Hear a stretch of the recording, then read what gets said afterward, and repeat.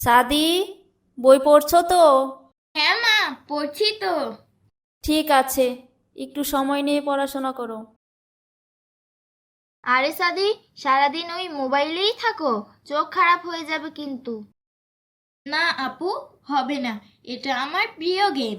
আচ্ছা, মোবাইলে গেম খেলে খেলেই তাহলে বড় হবে? বইয়ের গন্ধ নিতে ইচ্ছে করে না, বাইরে খেলতে ইচ্ছে করে না? উফ, বাইরের খেলা বোরিং, মোবাইলের গেম অনেক মজার।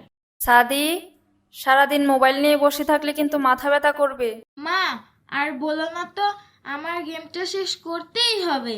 গেমটা পরে শেষ করো, আগে চোখকে একটু বিশ্রাম দাও। বাইরে গিয়ে খেলো কিংবা একটা ছবি আঁকো। সাদি, আমি ছোটবেলায় কি খেলতাম জানো? আমরা মাঠে গিয়ে লুকোচুরি খেলতাম, ছুটোছুটি করতাম, আর সবার সাথে কত মজা করতাম। সত্যি আপু, তখন কি এত মজা ছিল? হ্যাঁ সাদি, এখনকার মতো মোবাইল না থাকলেও আমাদের আনন্দের অভাব ছিল না। আসলে আসল আনন্দ তো নিজের চোখে দেখা আর মোবাইলের পর্দার পিছনে না। দেখো সাদি, ঝর্ণার কথাই ঠিক। সব সময় মোবাইলে ডুবে থাকলে আমরা আসল জীবনের মজাটা হারিয়ে ফেলি। যেমন বই পড়া, বাইরে খেলা, বন্ধুদের সঙ্গে সময় কাটানো, এসবই আমাদের অনেক সুখী করে তুলতে পারে। ঠিক বলেছ মা। আপু, আমি এখন থেকে একটু কম মোবাইল দেখবো।